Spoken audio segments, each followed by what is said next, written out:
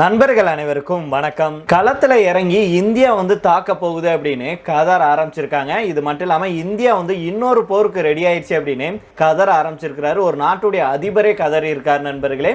இதுதான் இப்போ பரபரப்பா பேசப்பட்டு வருது. அப்படி என்ன நடந்துச்சு, உண்மையிலேயே இந்தியா தாக்குதலுக்கு ரெடி ஆயிட்டாங்களா அப்படிங்கிறத நம்ம இந்த வீடியோல தெரிஞ்சுக்க போறோம். அதே போல ஈரான் சம்பந்தமான விஷயம் என்ன அப்படின்னா, ஈரானுடைய உயிர் நாடிலேயே ஒரு மிகப்பெரிய அடி விழுந்திருக்கு சற்று முன் பாத்தீங்கன்னா. அது என்ன அப்படிங்கறத தெரிஞ்சுக்கலாம். அதே போல இன்னொரு முக்கியமான விஷயம், கடுமையான பதற்றம் நண்பர்களை இரவோடு இரவாக தாக்கியிருக்காங்க. அதுவும் உலகையே உரைய வைத்த ஈரான் அப்படின்னு சொல்லலாம். இப்படி தப்பு பண்ணிட்டே ட்ரம்ப் அவர்கள் அப்படிங்கிற மாதிரி தான் நடுங்கி நிக்கிறாங்க அமெரிக்கா. அப்படி என்ன நடந்துருச்சு அப்படிங்கறதெல்லாம் நம்ம இந்த வீடியோல தெரிஞ்சுக்கலாம். அதுக்கு முன்னாடி நம்முடைய சேனலை சப்ஸ்கிரைப் பண்ணலனா மறக்காம சப்ஸ்கிரைப் பண்ணிக்கோங்க. பல நண்பர்கள் சப்ஸ்கிரைப் பண்ணாமலே நமக்கு ஆதரவு கொடுத்துட்டு வரீங்க. நீங்க சப்ஸ்கிரைப் பண்ணிட்டு அந்த பெல் ஐகானை கிளிக் பண்ணிக்கோங்க. அதே போல Facebook, Instagramல ஃபாலோ பண்ணிக்கோங்க. உங்களுடைய சப்போர்ட் தான் நமக்கு அடுத்தடுத்து வீடியோக்கள் போடுறதுக்கு ஒரு ஊக்கமாக அமையும் அப்படிங்கறத சொல்லிக்கிறேன். அதனால மறக்காம சப்ஸ்கிரைப் பண்ணிக்கோங்க.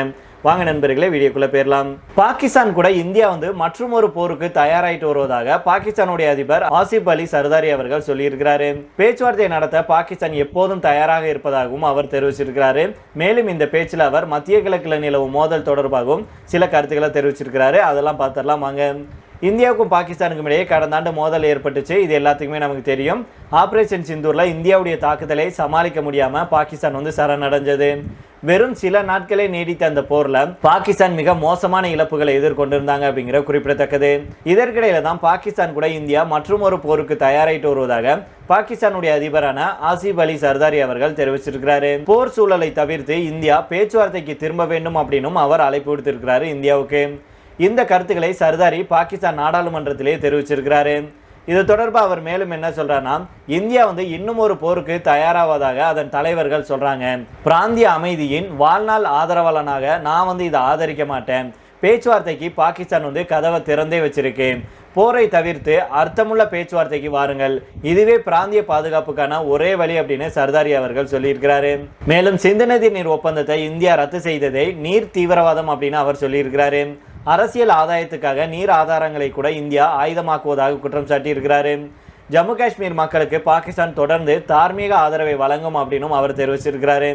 மேலும் காஷ்மீர் பிரச்சனை தீர்க்கப்படும் வரைக்கும் தெற்காசியாவில் அமைதி தொடர சாத்தியமே இல்லை அப்படின்னு அவர் சொல்லியிருக்கிறாரு.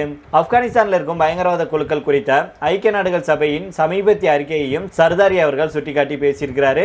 அவர் என்ன சொல்றாருன்னா, இந்த தீவிரவாதிகளுக்கு எதிராக தேவையான நடவடிக்கைகள் எடுக்கப்பட வேண்டும். இவர்களை கவனிக்காம நம்ம புறக்கணிச்சா அது மற்றும் ஒரு பேரழிவு தாக்குதலுக்கே வழிவகுக்கும் அப்படின்னு சொல்லியிருக்கிறாரு.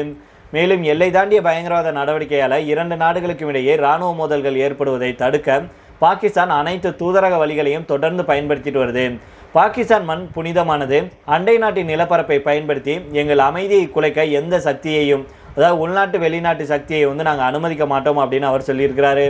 மேலும் தோஹா ஒப்பந்தத்தின் கீழ் அளித்த வாக்குறுதிகளை மீறி ஆப்கானிஸ்தான் மண்ணில் பயங்கரவாத குழுக்கள் செயல்படுவதை தடுக்க தாலிபான் அரசு தவறியிருச்சு.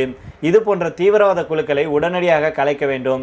தீவிரவாதிகள் வளர்ந்து மற்ற நாடுகளில் அமைதியை குலைக்க ஆப்கானிஸ்தான் காரணமாக இருந்துவிடக்கூடாது அப்படின்னு சொல்லியிருக்கிறாரு. மேலும் மத்திய கிழக்கில் நடந்த மோதல்களையும் சர்தாரி அவர்கள் கண்டித்து பேசியிருக்கிறாரு. ஈரானிய மத தலைவர் அயதுல்லா அலி கமீனுடைய மரணத்துக்கு இரங்கல் தெரிவிச்சிருக்கிறாரு. ஐக்கிய அரபு Emirates, Bahrain, Jordan, Kuwait, Qatar, Saudi Arabia உள்ளிட்ட வளைகுடா நாடுகள் மீதான தாக்குதலுக்கும் அவர் கண்டனம் தெரிவிச்சிருக்கிறாரு. மேலும் 1967க்கு முந்தைய எல்லைகளை அடிப்படையாக கொண்டு அல்குட்ஸ், அல் ஷரீப் தலைநகராக கொண்ட ஒரு சுதந்திர பாலஸ்தீன நாட்டை உருவாக்குவதற்கு பாகிஸ்தான் ஆதரவளிக்கும் அப்படின்னும் சர்தாரி அவர்கள் உறுதிப்படுத்தியிருக்கிறாரு. இந்த நிலையில தான் இந்தியா எங்களை எப்ப வேண்டுமானாலும் தாக்க போகுது, அதனால இந்தியா ஒரு மிகப்பெரிய போருக்கு ரெடி ஆயிட்டு இருக்கு அப்படின்னு கதறி இருக்கிறாரு பாகிஸ்தானுடைய அதிபர். அதனால பொறுத்து பார்ப்போம் நண்பர்களே. நீங்க என்ன நினைக்கிறீங்க அப்படிங்கிறத கீழே உள்ள கமெண்ட் பாக்ஸ்ல சொல்லுங்க. இதை தொடர்ந்து அடுத்த செய்தியாக பார்த்தோம் அப்படின்னா, ஈரான்ல அணு ஆயுதம் தயாரிப்பதற்கான யுரேனியத்தை செறிவூட்டுவதற்காக பூமிக்கடியில் அமைக்கப்பட்டிருக்கும் நடான்ஸ் யுரேனியம் செறிவூட்டு மையத்தை கடந்த ஆண்டு அமெரிக்கா பங்கர் பஸ்டர் குண்டுகளால் தாக்குனாங்க.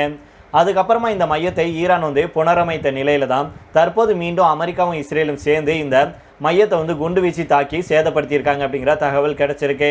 இதனால ஈரானால இனி அணு ஆயுதம் தயாரிக்க முடியுமா அப்படிங்கிற பத்தி சர்வதேச அணுசக்தி முகமை ஒரு விளக்கம் ஒன்று கொடுத்திருக்காங்க. ஈரான் மீது அமெரிக்காவும் இஸ்ரேலும் போரை தொடங்கி தீவிரமாக தாக்குதல் நடத்திட்டு வர்றாங்க. தற்போது வரைக்கும் 2 நாடுகளும் தரைவழி தாக்குதலை தொடங்கவில்லை அப்படின்னு சொல்லலாம். மாறாக 4வது நாளாக 2 நாடுகளும் ஏவுகணைகள் மற்றும் ட்ரோன்களை பயன்படுத்தி ஈரானை பந்தாடிட்டு வர்றாங்க. ஈரானுடைய உயர்மட்ட தலைவர் அயதுல்லா அலி கமேனி உள்பட முக்கிய தலைவர்கள் அதிகாரிகள் கொல்லப்பட்டிருக்காங்க. ஈரான் அணு ஆயுதம் தயாரிப்பதை தடுக்கும் வகையில் இந்த தாக்குதலை இஸ்ரேலும் அமெரிக்காவும் சேர்ந்து நடத்திட்டு வர்றாங்க. இதனால ஈரான்ல அணு ஆயுதம் தயாரிப்புக்கு உதவும் யுரேனியம் செறிவூட்டும் மையங்கள் உள்பட 3 அணுசக்தி திட்டங்களுடைய கட்டமைப்புகளை குறிவச்சு கடந்த ஆண்டு அமெரிக்காவும் இஸ்ரேலும் தாக்குனாங்க. அதுக்கப்புறமா இந்த 3 மையங்களை ஈரான் புனரமைத்த நிலையில தற்போது மீண்டும் இஸ்ரேலும் அமெரிக்காவும் தாக்குதல் நடத்தியிருக்கு. இந்த தாக்குதல்ல பூமிக்கடியில் இருக்கும் ஈரானுடைய யுரேனியம் செறிவூட்டு மையத்தில் சேதம் ஏற்பட்டிருக்கு அப்படின்னு சொல்லியிருக்காங்க. இதனை சர்வதேச அணுசக்தி முகமை உறுதி செஞ்சிருக்காங்க. இது தொடர்பாக அந்த முகமை வெளியிட்டுள்ள செய்தியில ஈரான்ல பூமிக்கடியில் இயங்கும் நடான்ஸ் யுரேனியம் செறிவூட்டு மையம் நுழைவாயில இருக்கும் கட்டடங்களுக்கு புதிய சேதம் ஏற்பட்டிருக்கு. சமீபத்திய செயற்கைக்கோள் படங்கள் இந்த சேதத்தை உறுதிப்படுத்தியிருக்கு. இருந்தாலும் இந்த சேதங்கள் அதன் நுழைவாயில் கட்டமைப்புகள்ல மட்டும்தான் ஏற்பட்டிருக்கு. தற்போதைய சூழல்ல எந்தவித கதிர்வீச்சும் இல்லை. மேலும் யுரேனியம் செறிவூட்டும் பகுதிகளில் எந்த கூடுதல் சேதமும் ஏற்படல. கடந்த ஆண்டு ஜூன் மாத மோதல்ல கடுமையாக சேதமடைந்த நடான்ஸ் யுரேனியம் செறிவூட்டு மையத்தின் உள்ளே வேறு எந்த ஒரு கூடுதல் தாக்கமும் கண்டறியப்படவில்லை அப்படின்னு தெரிவிச்சிருக்காங்க. உலகம் முழுவதும் அணுசக்தி பாதுகாப்பு மற்றும் அணுசக்தி மையங்களில் ஏதேனும் கசிவு இருக்கா அப்படிங்கிறத இந்த சர்வதேச அணுசக்தி முகமை தீவிரமாக கண்காணிச்சுட்டு வரும் நிலையில தான் இந்த தகவலை தெரிவிச்சிருக்காங்க. இதன் மூலம் புதிய தாக்குதலையும் ஈரான்ல பூமிக்கடியில் இருக்கும் நடான்ஸ் யுரேனியம் செறிவூட்டு மையத்துல நுழைவாயில சேதமடைந்து இருந்தாலும் கூட செறிவூட்டு மையம் அப்படியே இருக்கு. கடந்த ஆண்டு ஏற்பட்ட சேதம் தொடர்வதாக தெரிவிக்கப்பட்டிருக்கு. இருந்தாலும் நடான்ஸ் யுரேனியம் செறிவூட்டு மையத்தால இனி யுரேனியத்தை ஈரானால செறிவூட்ட முடியுமா இல்லையா அப்படிங்கிற பத்தி சர்வதேச அணுசக்தி முகமை எந்த ஒரு விளக்கத்தையும் அளிக்கல. இதனால குழப்பம் நிலவிட்டு வருது. ஈரானை எடுத்துக்கிட்டோம் அப்படின்னா அணு ஆயுதம் தயாரிப்பதற்கு இஸ்ரேலும் அமெரிக்காவும் தொடர்ந்து எதிர்ப்பு தெரிவிச்சுட்டு வர்றாங்க. இந்த பிரச்சனையில தான் கடந்த ஆண்டு 12 நாட்கள் ஈரான் மீது இஸ்ரேல் போர் தொடுத்தாங்க. கடைசியில் அமெரிக்காவும் நுழைஞ்சது. ஈரான்ல அணு ஆயுதம் தயாரிக்க 3 முக்கிய மையங்கள் இருக்கு. ஒன்று நடான்ஸ் யுரேனியம் செறிவூட்டு மையம், இரண்டாவது ஃபோர்டோவில் இருக்கும் யுரேனியம் செறிவூட்டு மையம். இதில் நடான்ஸ் யுரேனியம் செறிவூட்டு மையம் தான் பெருசு. மேலும் அணு ஆயுதம் தயாரிக்க ஈரானுக்கு இந்த மையம் தான் உயிர் நாடியாக விளங்கிட்டு வருது. அதே போல 3வது இஸ்பஹான் மையம். இது அணுசக்தி துறையை பலப்படுத்தும் மையமாக இருக்கு. செறிவூட்டப்பட்ட யுரேனியத்தை சேமிச்சு வைக்கும் இடம் உள்பட பல்வேறு வசதிகள் இங்கே இருக்கு. இதில் நடான்ஸ் ஃபோர்டோவில் தான் அணு ஆயுதம் தயாரிப்பதற்கான யுரேனியம் செறிவூட்டப்படும், அதாவது தூய்மையாக்கப்படும். அணு ஆயுதம் தயாரிக்க பயன்படுத்தப்படும் யுரேனியம் 90% வரைக்கும் தூய்மையாக இருக்க வேண்டும். தற்போது ஈரான்ட்ட 60% தூய்மை, அதாவது செறிவூட்டப்பட்ட யுரேனியம் இருக்கு. இதனால தான் கடந்த ஆண்டு இஸ்ரேலும் அமெரிக்காவும் இந்த 3 மையங்கள் மீதும் குண்டு வீசி தாக்குதல் நடத்திய நிலையில தற்போது மீண்டும் அட்டாக்கு உள்ளாகியிருக்கு அப்படிங்கிற செய்திகள் வெளியாயிருக்கு. இதே போல மத்திய கிழக்குல இப்போது வரலாறு காணாத பதற்றம் உருவாகியிருக்கு. கிட்டத்தட்ட ஒரு பிராந்திய போர் வெடிக்கும் சூழலை அங்கே நிலவுது. இதற்கிடையில தான் இப்போது சவுதி அரேபியாவில் இருக்கும் அமெரிக்க தூதரகம் மீது ஈரான் தாக்குதலை நடத்தியிருக்கு. சவுதி அரேபியாவுடைய ரியாத்தில் இருக்கும் அமெரிக்க தூதரகத்தின் மீது கடும் வெடி சத்தம் கேட்டிருக்கு. அங்கிருந்து கரும் புகை விண்ணில எழுந்திருக்கு. இஸ்ரேலுடைய ராணுவ நடவடிக்கைக்கு பதிலடியாக ஈரான் தாக்குதல்களை தொடங்கிய நிலையில மத்திய கிழக்குல அமெரிக்க தூதரகத்தை டார்கெட் செஞ்சு இந்த தாக்குதலை நடத்தியிருக்காங்க. இரவு நேரத்தில் இந்த தாக்குதல் தொடர்பான ஷாக்கான வீடியோ இணையத்தில் வேகமாக பரவிட்டு வருது. அதே நேரம் இந்த தாக்குதல் நடந்த போது அமெரிக்க தூதரகத்தில் யாரும் இல்லை அப்படின்னு தெரிவிச்சிருக்காங்க. அதனால அங்க யாரும் காயமடையவில்லை அப்படிங்கிற தகவலும் சொல்லப்படுது. இது மட்டும் இல்லாம ஆடி போய் கிடக்கு இப்போ அமெரிக்கா அப்படின்னு சொல்லியிருக்காங்க. நடுங்கி நிற்கிறாங்க அமெரிக்கா. அப்படி ஒரு வேலையை தான் ஈரான் செஞ்சிருக்கு அப்படின்னு சொல்றாங்க. அதாவது அடி மேல அடி அடித்தால் அம்மியும் நகரும் அப்படின்னு சொல்லுவாங்க. ஆனா ஈரான் திருப்பி அடித்த அடியில இப்போது அமெரிக்காவே ஆடி போய் கிடக்கு அப்படின்னு சொல்லப்படுது. அதாவது ஈரானுடைய உச்சபட்ச தலைவர் அயதுல்லா அலி கமேனியை குறிவைத்து அமெரிக்காவும் இஸ்ரேலும் நடத்திய அந்த துல்லிய தாக்குதல் ஈரான் அப்படியே முடக்கிவிடும் அப்படின்னு தான் வெள்ளை மாளிகை கணக்கு போட்டுச்சு. ஆனா அவர் பலியானதுக்கு அப்புறம் தான் ஈரான் இன்னமும் ஆக்ரோஷமாக அடிக்க தொடங்கியிருக்காங்க. நேற்றைய தினம், அதாவது மார்ச் 2 அன்னைக்கு பார்த்தீங்கன்னா ஈரான் காட்டிய விஸ்வரூபம் வல்லரசு அமெரிக்காவுடைய வியூகங்களை தலைகீழாக மாற்றியிருக்கு அப்படின்னே சொல்லலாம். டொனால்ட் ட்ரம்ப் தலைமையிலான அமெரிக்க நிர்வாகம் ஒரு விஷயத்துல கோட்டை விட்டுவிட்டது. தலைவரை வீழ்த்தினால் படை தானாக சிதறிவிடும் அப்படிங்கிறது தான் அவர்களுடைய திட்டம். ஆனால் ஈரானோ தலைவன் போனால் என்ன, லட்சியம் இருக்கு அப்படின்னு வரிந்து கட்டி கொண்டு களமிறங்கியிருக்கு. ஈரான் இவ்வளவு தூரம் துணிந்து பதிலடி கொடுக்கும் அப்படின்னு CIA கூட எதிர்பார்க்கல. ஈரான் ஒரு பலவீனமான நிலையில இருக்கு.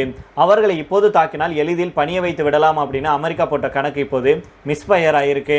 நேற்று நடந்த தாக்குதல்கள் சாதாரணமானவை இல்லை அப்படின்னு சொல்லலாம். ஈரானுடைய புரட்சிகர பாதுகாப்பு படை, அதாவது IRGC அப்படின்னு சொல்லுவாங்க, இந்த படை தன்னுடைய ஏவுகணைகளை நேரடியாக அமெரிக்க ராணுவ முகாம்களை நோக்கி திருப்புச்சு. அலியல் சலைம் விமானப்படை தளத்தின் மீது நடத்தப்பட்ட தாக்குதல்ல அமெரிக்க வீரர்கள் 6 பேர் பலியாயிருக்காங்க. இது குவைத்தில் இருக்கு நண்பர்களே. இதுல உச்சக்கட்ட கொடுமை என்னன்னா, குழப்பமான சூழல்ல குவைத் நாட்டுடைய வான் பாதுகாப்பு படையே அமெரிக்காவுடைய 3 F-15E போர் விமானங்களை தவறுதலாக சுட்டு வீழ்த்தியிருக்கு. அமெரிக்காவுடைய 5வது கடற்படை தலைமையகம் அமைஞ்சிருக்கும் பஹ்ரைன் மற்றும் கத்தாருடைய அல் உதித் தளம் அப்படின்னு வரிசையாக ஈரான் குறிவைக்க பாதுகாப்பான இடம் எது அப்படின்னு அமெரிக்க படைகளே தேடும் நிலை உருவாகியிருக்கு. இன்னொரு பக்கம் இஸ்ரேலுடைய நிலைமை இன்னும் மோசம். ஒரே நாள்ல 62 முறை ஏவுகணை மலையை ஈரான் பொழிய இஸ்ரேலுடைய அயன் டோம் பாதுகாப்பு கவசமே திணறி போயிருக்கு அப்படின்னு சொல்லியிருக்காங்க. இதுவரைக்கும் 11 பேர் இஸ்ரேலில் உயிரிழந்திருக்காங்க. ஈரானை அழித்து விடுவோம் அப்படின்னு முழங்கிய நெத்தனியாகு இப்போது பதுங்கு குழிகளை அதிகம் நம்ப வேண்டியிருக்கு அப்படின்னு சொல்லியிருக்காங்க. சர்வதேச சந்தையில கச்சா எண்ணெய் விலை ராக்கெட் வேகத்தில் ஏறிட்டு இருக்கு. ஒரு பேரல் $200 தொட்டாலும் ஆச்சரியம் இல்லை அப்படின்னு சொல்றாங்க. ஹார்முஸ் ஜலசந்தியை ஈரான் மூடுனா உலகமே இருள மூழ்கும் அபாயம் இருக்கு. அமெரிக்கா ஈரானை அண்டர் எஸ்டிமேட் செஞ்சிருச்சு அப்படிங்கிறது இப்போது தெளிவா தெரியுது.